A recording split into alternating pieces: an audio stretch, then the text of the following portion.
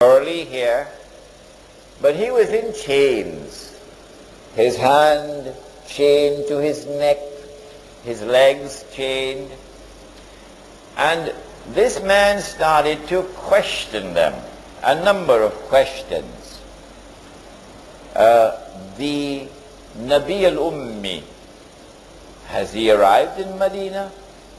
Nabi al-Ummi means, it doesn't mean the Nabi who cannot read and write. No. It means the Nabi who is not a Jew. The Nabi who is Gentile. Has he arrived in Medina? Yes, he has. Are the people accepting him? Some are accepting, some are not. This man then says, it will be to their benefit if they will follow him. A very important statement. Then he asked, the date plantations of a particular area, is the crop still coming out in abundance? They said yes. He said, I don't think it'll last for long. And then he asked, Buhayratu Tabariya, that's the Arabic name. The English name is the Sea of Galilee.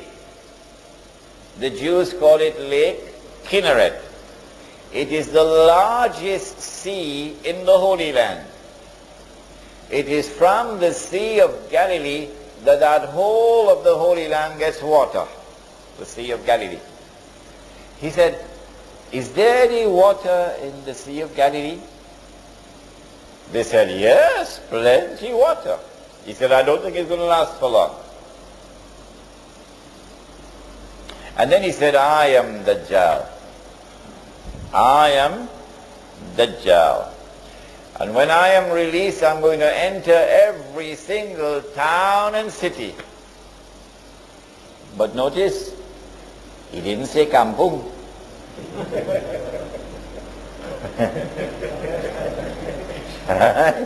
He said, when I am released, I'm going to enter every town and city, except Mecca and Medina, because the angels will bar me. Which means at the time when Dajjal's day will be like our day, and he appears in the world as a human being, at that time he cannot enter Mecca and Medina, the angels will guard him. Now then, we now know from this hadith that when Dajjal is released and commences his mission, he will commence his mission from this island. Which island is it? In 1917, the British Secretary of State was a man named Lord Balfour. And Lord Balfour made a declaration, a stunning declaration. Britain was the superpower in the world, and Lord Balfour declared that the British government intends to pursue an effort for the establishment of a Jewish national home in Palestine.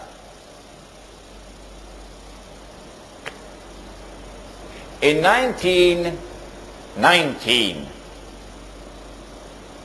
a British general led an army which defeated the Turkish army, and from a Jewish perspective liberated Jerusalem and liberated the Holy Land. And then Britain became the power which controlled the Holy Land. The League of, in those days you didn't have the United Nations, you had the League of Nations. And the League of Nations conferred upon Britain something called mandate power. So Britain was the mandate power who controlled the Holy Land. Britain controlled the Holy Land from 1919 until 1948. In 1948, Britain acted as the midwife for the baby to be born. The baby, of course, was the state of Israel. In consequence of all of this, I have come to the conclusion that the island was Britain. And so when Dajjal was released and commenced his mission to deceive Banu Israel and to deliver to them what would appear to be the return of the Golden Age, it is from Britain that he commenced his mission. But if there's anyone who differs with me, then I'll have to invite them to tell me, you tell me which island it is. You cannot just differ with me without telling me which island is it. Because the hadith is there in Sahih Muslim. You've got to deal with the hadith. During the time that Dajjal was launching his attack from Britain, the Holy Land was liberated of non-Jewish rule. During the time that Britain was hosting Dajjal, the Jews came back to the Holy Land. And during the time that Dajjal was launching his attack from Britain, the state of Israel was restored. 3 out of 4 already delivered. And in all of this,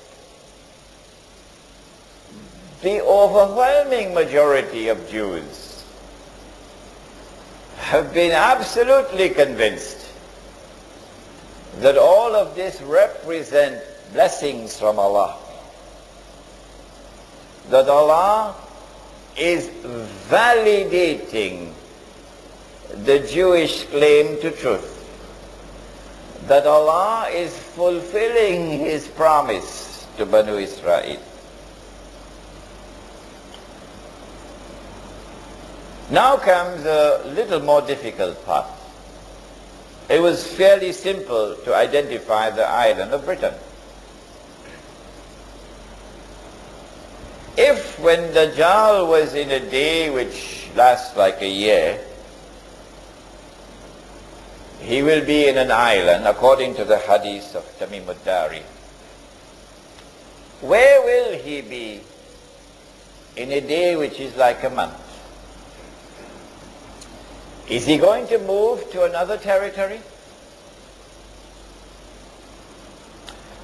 And if he moves to another territory, how can we recognize it? The yardstick which I use to measure whether or not Dajjal has moved to another territory in a day which is like a month is the yardstick of the state of Israel. Who is the one who is keeping it alive? Who is the one who is conferring upon it security? Who is the one who is building it up constantly, feeding it, and making it stronger and stronger and stronger and stronger? Is it Britain? The answer is no. Remember, your brother Imran is also a student of international relations. Don't forget that. The answer is no. Someone else has taken over from Britain as the strategic ally of the state of Israel. Britain is still there, but now there's someone else more important than Britain, with a more strategic relationship.